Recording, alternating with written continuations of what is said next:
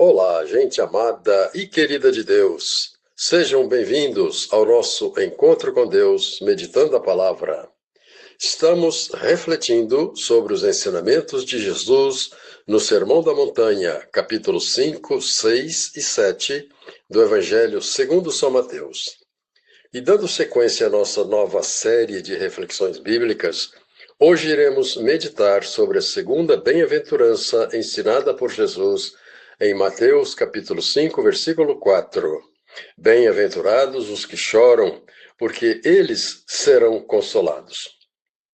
Recordando que o Sermão da Montanha é considerado como o resumo de todo o ensino e a pregação de Jesus, e as 10 bem-aventuranças são como o núcleo deste seu ensino. Outra coisa que desejo mostrar-lhes é que as bem-aventuranças devem ser consideradas no seu conjunto, porque uma está associada à outra.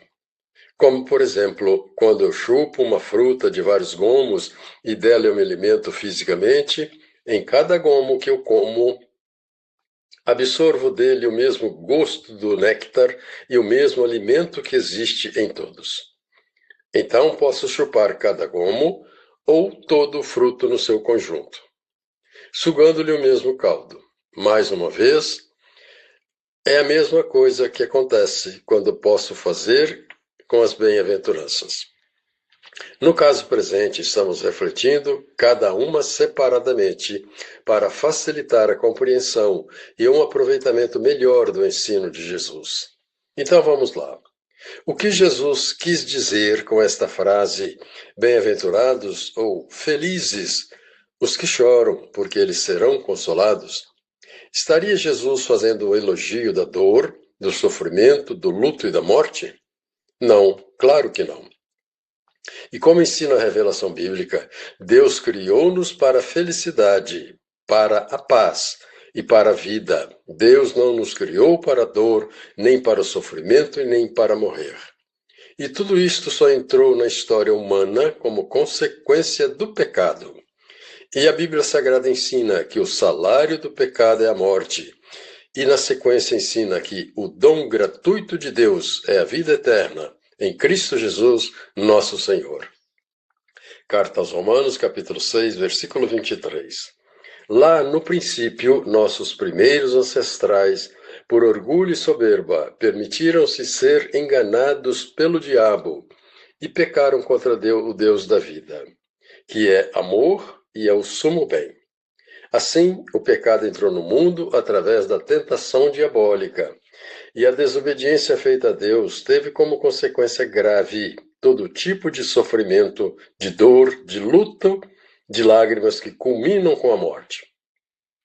Certa vez Jesus disse: o diabo é mentiroso e pai da mentira, e toda vez que abre a boca profere mentira e enganação.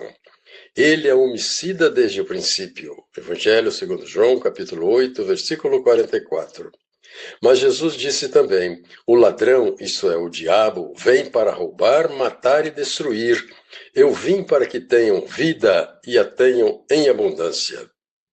Evangelho segundo João, capítulo 10, versículo 10. E o Senhor garantiu que esta vida em abundância nós recebemos de Deus através dele, por meio da fé. E ele disse assim: Deus amou o mundo de tal maneira que enviou seu Filho unigênito, para que todo que nele crer não pereça, mas tenha a vida eterna. Evangelho segundo João, capítulo 3, versículo 16. A fé em Jesus, aliada ao nosso compromisso prático de amar como ele mandou, é, portanto, o único meio de superarmos todos os obstáculos do sofrimento, da dor, do luto e da morte, e termos vida plena e abundante. Isto é difícil? Sim. Não encontramos facilidade na caminhada. Jesus não nos prometeu facilidade. E ele disse assim: eu estarei todos os dias convosco até a consumação dos séculos. Evangelho segundo Mateus, capítulo 28, versículo 20. Portanto, ele prometeu ficar conosco todos os dias, ajudando-nos a carregar o peso e os obstáculos das dores que são inevitáveis. E certa vez ele disse também: Vinde a mim todos os que estáis cansados e oprimidos, e eu vos aliviarei. Evangelho segundo Mateus, capítulo 11, versículos 28 e 29. E disse também que a fé verdadeira tudo pode resolver. Se tu podes crer, disse ele, tudo é possível ao que crê. Evangelho segundo Marcos, capítulo 9, versículo 23. E qual a relação da fé com o sofrimento, com as dores que passamos sempre? Que relação isso tem com o luto e com a própria morte? A relação é esta. A fé, como disse Jesus, é a nossa garantia de sobrevivência na vida. É a garantia de que, estando com Jesus, que tomou sobre si as nossas dores e sofrimentos, isto é, tomou sobre si as nossas enfermidades e iniquidades, e o castigo que pesava sobre nós, ele tomou para si, para nos dar a paz. E pelas suas chagas, nós fomos curados. Livro de Isaías, capítulo 53, versículo 5. Portanto, a fé pode vencer todos os obstáculos. E o apóstolo São Paulo deixou-nos este testemunho de fé. Posso todas as coisas naquele que me fortalece. Carta aos Filipenses, capítulo 4, versículo 13. Ou seja, é possível vencer toda dor, sofrimento e luto e até a morte, através da fé.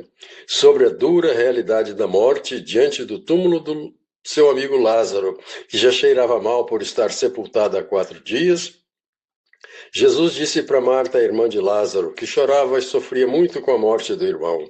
Então Jesus lhe disse, eu sou a ressurreição e a vida. Quem crê em mim, ainda que esteja morto, viverá. E quem vive e crê em mim, nunca morrerá. E perguntou para ela, tu crês isto? E ela respondeu, sim, Senhor, eu creio que tu és o Cristo, o Filho de Deus, que devia vir ao mundo. Evangelho de João, capítulo 11, versículos 25 ao 27.